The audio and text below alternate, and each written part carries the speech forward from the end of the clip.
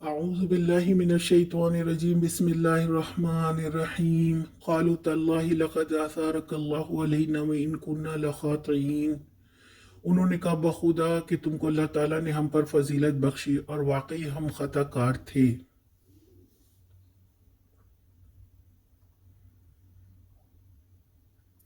قال لا تثریب علیکم اليوم یغفر اللہ لکم وہو ارحم الراحمین۔ اس نے جواب دیا آج تم پر کوئی گرفت نہیں، اللہ تمہیں معاف کرے، وہ سب سے بڑھ کر رحم فرمانے والا ہے۔ یہ اس قدر معمولی بات نہیں تھی جسے ایک فقرے میں ختم کر دیا جاتا، مگر حضرت یوسف علیہ السلام کی شخصیت کے طرفہ اور اخلاق کی عظمت کی دلیل ہے کہ آپ نے اپنے ان خطا کار بھائیوں کو فوراً غیر مشروط طور پر معاف کر دیا۔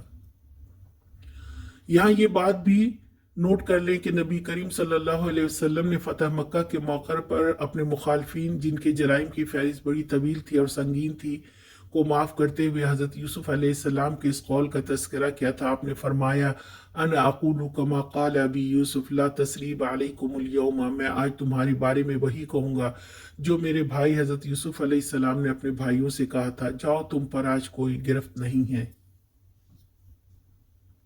آج کا سوال، یوسف علیہ السلام نے بھائیوں کو کیا کہا؟